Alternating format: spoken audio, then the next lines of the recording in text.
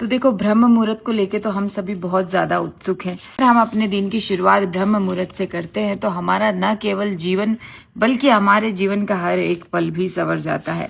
कहा जाता है कि जिसने आठों प्रहर, जो दिन के 24 घंटे हैं, उन्हें 8 पहरों में बांटा गया है, उन्हें जीना सीख लिया, उसने इस लोक में 100 वर्ष का सुखी जीवन जीत लिया। और जिसने ब्रह्म मुहूर्त, जिसने प्रातः काल को जीत लिया, उसने इस लोक और परलोक दोनों को जीत लिया।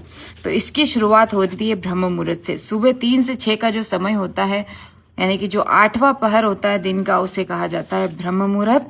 8वां पहर और उनके अनुसार दिनचर्या में इस वीडियो के लास्ट में ऐड करूंगी। तो बात करते हैं ब्रह्म मुहूर्त की। जो व्यक्ति अपने जीवन में स्वास्थ्य, बुद्धि और सुख चाहता है, उसे ब्रह्म मुहूर्त में अचूक रूप से उठ जाना चाहिए। ये कहना है अष्टांग हृदय सूत्र का। ब्रह्म मुहूर्त को कहा जाता है 8 पहरों का राजा, इसलिए कहा जाता है कि ये एक ऐसी निशुल्क औषधि है जो आपको कभी बीमार होने ही नहीं देती है। इसलिए कहा जाता है कि 100 दवा भोर की एक हवा, अर्थात एक मॉर्निंग 100 मेडिसिन के बराबर होती है। हम ब्रह्म मुहूर्त में उठते हैं तो न केवल हम दीर्घायु होते हैं बल्कि हमारे अंदर बल और तेज भी आता है।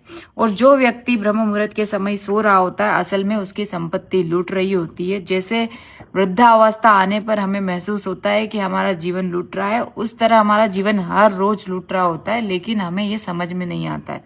लेकिन अगर हम अपने जीवन को इस प्रकार से जिएंगे तो हम संपत्तिवान बनेंगे हर दिन। लेकिन ये हर कोई कर नहीं पाता है। तो इसका समाधान क्या है? ब्रह्म मुहूर्त में उठने के लिए आपको ये 3 से 4 नियम पालन करने होंगे।